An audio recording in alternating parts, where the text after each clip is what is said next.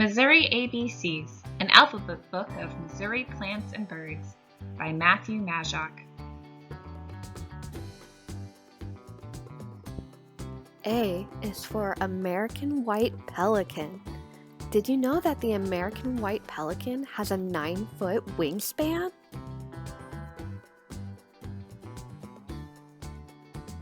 B is for bee balm.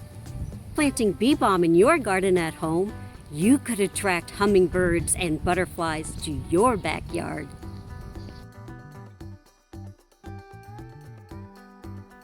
C is for Canada goose. What colors do you see on the Canada goose? I see black, brown, and white. Can you find these colors?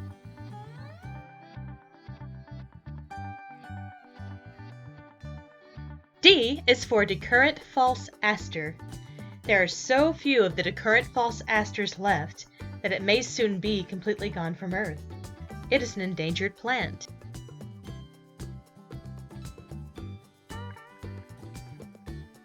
E is for Eurasian tree sparrow. How many Eurasian tree sparrows do you see?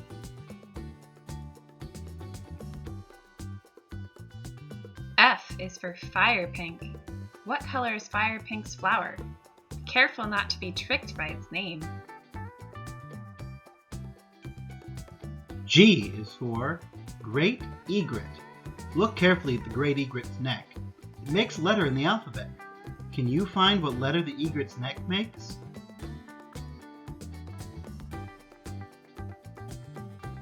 H is for hairy wild petunia. Look carefully at the hairy wild petunia flower petals. How many petals do you see on each flower?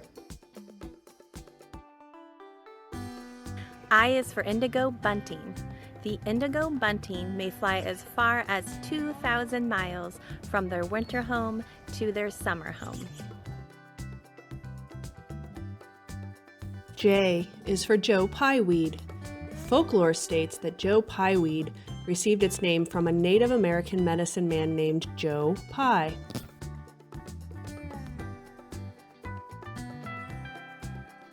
K is for killdeer. The name killdeer is given to this bird for the easily heard and very loud call it makes. The call sounds like killdeer.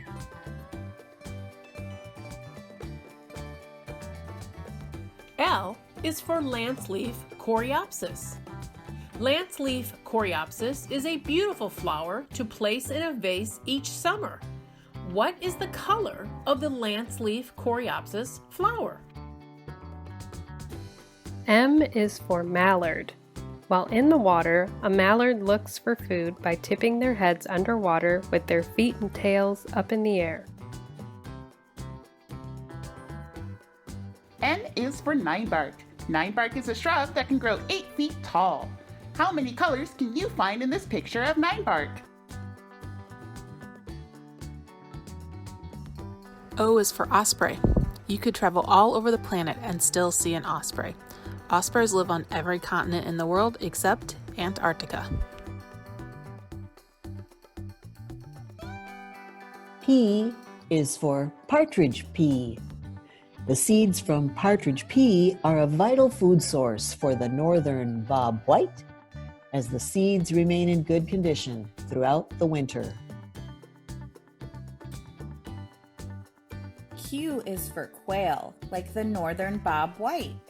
If you can find a grassy field in the summer, you may be able to listen to the northern bobwhite whistle its name, bobwhite. R is for rattlesnake master. Artifacts containing the fibers from rattlesnake master have been found in shoes made by Midwestern Native American tribes.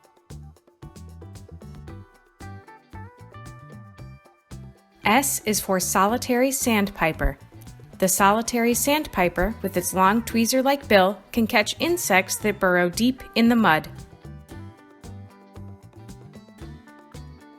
T is for trumpet creeper. If you find flowering trumpet creeper, keep a lookout for hummingbirds, as this is a favorite nectar source for hummingbirds.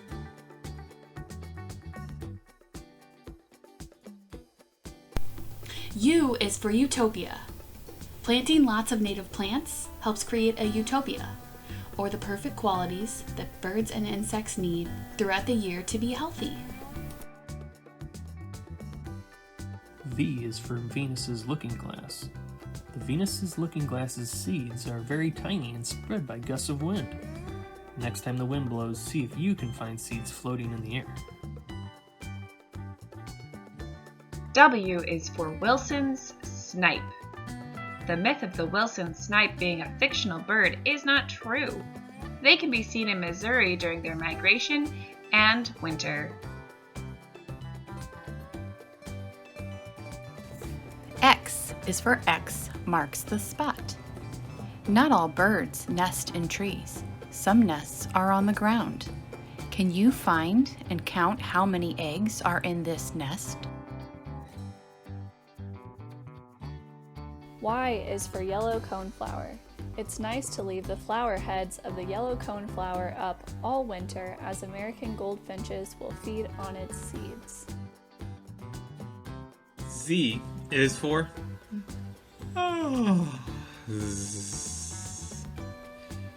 It is tiring learning the alphabet with birds and plants. Let's say goodnight to our new plant and bird friends.